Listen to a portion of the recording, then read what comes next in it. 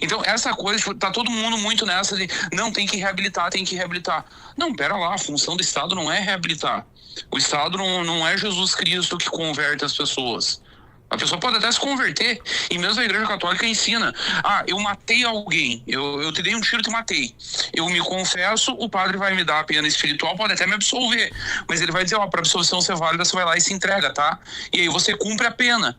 Não sei, se eu morrer nesse meio, eu vou pro céu, porque eu fui perdoado, eu me confessei, eu fiz tudo direitinho. Só que aqui na Terra eu tenho que cumprir a pena temporal. Exatamente. A função do Estado não é a salvação da alma, a função do Estado é punir e garantir que o contrato social seja cumprido. Assim, Jesus já havia feito a separação, né? Aquilo que é de César, a César o que é de César e a Deus o que é de Deus. E aí agora o Estado, como elimina o elemento religioso, você faz a sua própria transcendência na Terra, né, cara? Você transcende aqui, sua redenção é terrena feita com um sociólogo. Um menino na semana passada, um menino nosso, público nosso, eleitor nosso, vai votar em ti. O menino veio na minha live perguntar como é que nós fazemos para salvar os pobres e salvar da pobreza. Cara, isso é com Jesus, não é com nós. A função do Estado não é essa, não temos que salvar ninguém. Salvação é outro departamento que você falou. Tirou a religião da vida das pessoas, agora as pessoas transformam política em religião. Não, a função do político é acabar com a pobreza. A função do político é reabilitar vagabundo. Não é. Olha, você falou uma coisa, cara. Olha, depois de até perguntar, eu ia te falar com você, falo em particular, mas assim, uma das perguntas nos eventos que eu comecei a receber não só nos eventos, né, no meu Instagram, vem aumentando muito o número de mulheres que estão seguindo. E o perfil, assim, não é a senhora do Zap. É uma mulher, 35 anos, 28 anos, 40 anos, 25, sabe? Muitas mães solteiras. E vem sempre a pergunta da mãe solteira.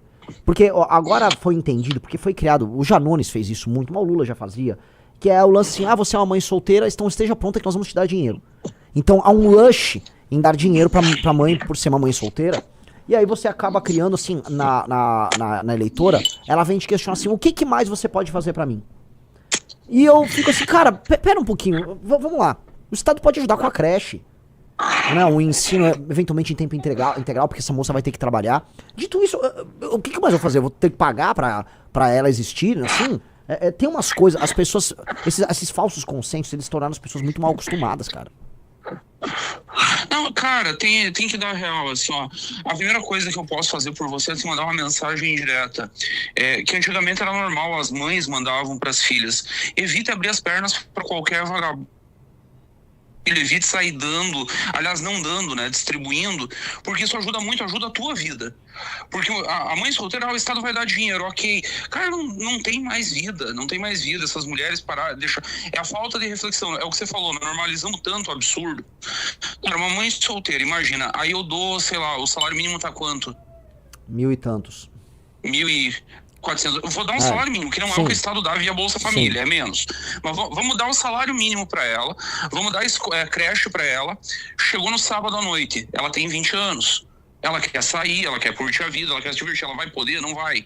Ela vai estar com um bebê em casa. Sim. Ela vai conseguir ter uma vida legal? Não vai. Ela vai conseguir. Ela tem tempo pra ela estudar, melhorar de vida, ascender na carreira? Não vai, porque quem fica com o filho, ela não pode estudar de noite, trabalhar de dia e estudar de noite, porque a creche vai até às 6 horas da tarde, no máximo. À noite ela vai ter que dar um jeito. E ela tem que cuidar do filho. Então, que tal se a gente fizesse uma coisa, sei lá, absurda? Voltar a ter responsabilidade individual, as pessoas cuidam da sua vida. Não seria um negócio revolucionário? Mas assim, cara, o que eu percebo, tá? Que eu já tive muitas dessas conversas. Você tem vários casos. Você tem o caso, assim, da mulher que foi casada e o cara largou, o cara... né, a moça se iludiu, o cara é um babaca, da menina que ficou grávida e o pai não presta, ela também não presta, tem de tudo. Em comum, não em quase todos os casos, mas em quase todos os casos, é a ideia de que, o que o Estado vai resolver esse problema aqui pra mim? E em geral eu tento assim, mas qual política pública? Porque não tem tantas políticas públicas, tirando, vamos dar um exemplo, uma boa escola, uma escola em tempo integral, creche com alimentação de alta qualidade, porque o Estado tá provendo pra criança, e essa mulher, que é uma mulher adulta, ela... Polônia, políticas públicas nisso, eu acho que a política pública mais disruptiva que poderia ser no sentido de, eu vou dar mais para famílias estruturadas, se você for capaz de manter um casamento, e isso vai incentivar o homem também a passar a ser responsável. porque ele também vai ter o dinheiro. Aí dá para, inclusive, usar um negócio que nós temos experiência no Brasil. Eu não sei se está ligado como é que funcionam os programas habitacionais, as Coabs, os programas da Caixa. Sempre sai no nome da mulher, mesmo que seja casado. Sim. É sempre no nome da mulher. Sim. Então, se tiver a família estruturada, a mãe solteira ganha o Bolsa Família. A família estruturada, eu vou dar um salário mínimo e meio. É BF para mãe solteira e salário mínimo e meio para casal que mantém a família estruturada. Porque tem a evidência empírica, científica, e aí você tem número, tem dado, dá para buscar esses dados. O que alimenta o aviãozinho do tráfico? A mãe solteira. O que alimenta o soldado do tráfico? A mãe solteira, o filho mal criado, o problema é a ausência do pai. Exatamente. O lance porque o caso em que a mãe é solteira, o casal se divorciou, mas o pai não é presente, a ausência do pai, ela é o maior gerador de dano. O maior gerador de dano gera rebelião, gera um negócio de eu preciso de uma referência masculina. Sim. Eu tenho a referência masculina no chefe da boca de fumo. Sim. Que poderia ser na escola, pode ser o professor na escola, o professor perdeu a autoridade, ele nem às vezes está afim, em grande medida, de ter essa autoridade. A escola militar, aliás, funciona muito por conta disso. Mas a ausência masculina, ela é um problema ralho. E a gente tem que pensar, esse é o ponto, a gente está colocando em todas as propostas as políticas de incentivo. Você vai pegar o salário mínimo, por exemplo, o cara tem um BPC, se a mãe tem eventualmente uma enfermidade, recebe o quê? Fez de 1.500 para 1.600, né? O valor basicamente do salário mínimo. Você vai pegar o cara que tá no BPC, por exemplo. Você estabelecer uma política de, olha, as crianças tá indo bem na escola, tirando notas altas. Um eventual auxílio ter um bônus é muito melhor do que sair dando de maneira indiscriminada um pé de meia. O valor do pé de meia é um absurdo, é um assinte o valor do pé de meia. Porque você tá dando uma grana sem pedir nenhum retorno, tirando algo que já é obrigatório, que é a presença. Então, tem certas coisas que a gente precisa, de fato, criar as políticas de incentivo, mas não vai para muito mais além disso. O que eu sinto em muitos casos, assim, quando vem essas discussões sobre mãe solo ou sobre políticas... agora autista virou um tema importante para as eleições. Eu recebo muita pergunta. O que, assim, um governo, a política pública não tem que ser apenas vou te dar um dinheiro. Não adianta as pessoas ficarem me cobrando isso. E eu percebo que chegam muitos, vamos abrir aspas, eleitores com isso. Não, mas você não vai me dar... Mas eu preciso ver o que você vai dar de assistência. Pô, então é sempre isso. É sempre me dê um dinheiro. Eu acho importante falar para as pessoas, e aí falar muito com o nosso público e com o nosso eleitoralvo. Mais do que com o nosso público, que o nosso público vai votar de qualquer jeito, então se fodam. Vamos falar do nosso público-alvo, que não é nosso ainda, que é a classe média brasileira. Alguém está pagando a conta de tudo isso, né? Sim. Que não existe dinheiro. Aí... E pega a carga tributária. E aí tem que falar que quem tá trabalhando é quem tá pagando a conta. O pai de família de classe média que acorda às 6 da manhã, pega o ônibus, vai pro escritório, vai pra fábrica, fica até às 6 da tarde. A mãe de família que se desdobra entre criar o filho e ainda manter o emprego de escritório. Essa galera que tá trabalhando feito um jumento pra ganhar um pouquinho a mais, que não é grande coisa. No Brasil, 10 mil por mês, tu bota num 1% mais rico, é ridículo isso. Esse cara está sendo saqueado para manter benefício. Então, quando você diz pro eleitor, eu vou te dar mais alguma coisa, você está dizendo uma outra coisa não está sendo dita, que é isso que nem Flávio, nem Lula, nem Janones, nem ninguém fala. Eu vou tirar isso de alguém. E não, ninguém vai tirar isso dos muito ricos, como o PT diz. Porque já não estão pagando. Porque nunca pagaram. Lógico. O mais rico não está pagando essa merda. Se pressionar muito, eles botam todo o dinheiro fora do país e não sobrou nada aqui dentro. É simples. Então quem paga é o trouxa da classe média que tá trabalhando. Cada vez que alguém fala, eu vou te dar algo a mais, ele tá falando, eu vou tirar mais ainda de uma classe média que já tá quebrada. É o Haddad tirando da coitada, quando ele meteu a taxa da Shine, das brusinhas, ele não tirou de nenhum rico. Ele tirou da coitada, mãe de família que participa do círculo de oração da Assembleia de Deus, e vendia as brusinhas. Agora ela não vende mais as brusinhas porque o Haddad tirou dela. Só um parênteses, por exemplo, uma mulher, ela tá falando assim, vocês homem não pode falar desse assunto, a Larissa, ela falou, ela mandou aqui, o que tem não tá funcionando, por isso estão te cobrando, não tem vaga na creche pra todos, as crianças não estão aprendendo a ler.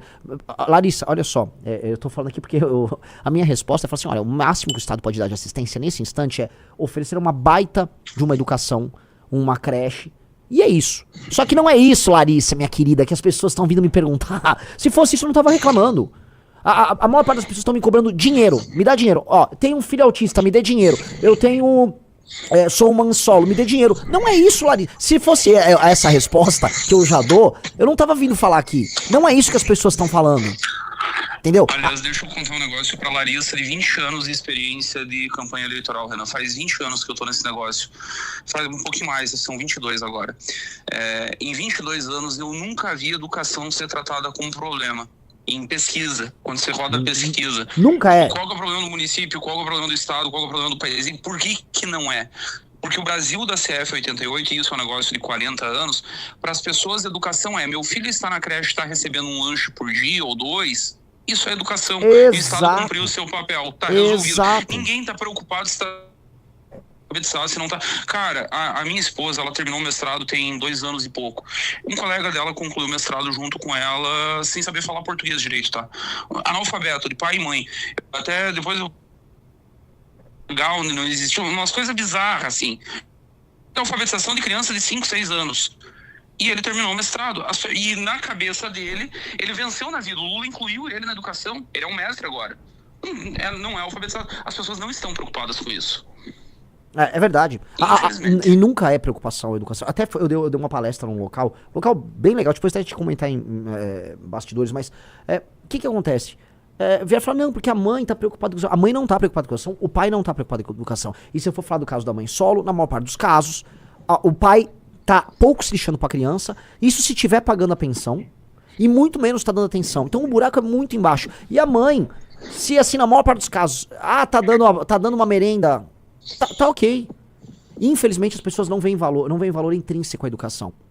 Isso é uma cultura antiga do Brasil. Tanto que a gente vai pegar os japoneses que vieram pra cá, ou outras comunidades que vieram, imigrantes. O que aconteceu? Esses caras já vêm de culturas que estavam dando valor à educação. Os japoneses que vieram pra cá vieram depois da Revolução Meiji. Então quando os caras vieram pro Brasil, os caras já entendiam assim, educação como ferramenta de crescimento. O cara era agricultor japonês, não falava português, o filho dele obrigou a ir bem na escola e dava porrada se tirava nota baixa. Em foi uma geração. Italiano e alemão no sul do Brasil. Mesma coisa. Miseráveis vieram da Itália passando fome. Em uma geração superou, porque é isso, educação como valor intrínseco. E a educação de verdade. Tipo, não é estar na escola, ganhar lanche e ganhar um uniforme. Não. É estar na escola e tirar nota. É estar na escola e desempenhar e ser melhor. E eu acho assim, uma das coisas que eu tô colocando como proposta na pré-campanha é bolsas e prêmios por desempenho. Acaba com coisas como pé de meia. Amarra certas coisas ao desempenho, porque a externalidade é muito boa. Um exemplo, tem aquele projeto do Guto de a família cujo filho tira notas muito altas, e a gente estabelece um prova objetiva. A família, a gente faz dedução de impostos municipais com um projeto municipal, estaduais ou impostos federais. Aí a família da criança ganha um prêmio. Porque é a família que não foi aculturada a dar valor à educação, e infelizmente as famílias mais humildes no Brasil não foram levadas a crer isso, elas foram tratadas como bicho em toda a história. Essa família vai falar, entendi, estou tendo um ganho direto, de curto prazo, com o desempenho do meu filho. Então, vou tratar a educação como meu filho como um bem, há um valor aqui. E isso vai fazer com que as pessoas venham valor nisso, na relação com a escola. Se a escola tem pontuação alta, as famílias têm que ganhar alguma coisa. A gente está estudando como fazer a família ganhar com o desempenho do aluno. Porque a externalidade positiva disso tudo é qual? Se você tiver uma comunidade ao redor de uma escola que está indo bem, a comunidade no geral vai se beneficiar que ela está formando cidadãos melhores ao redor.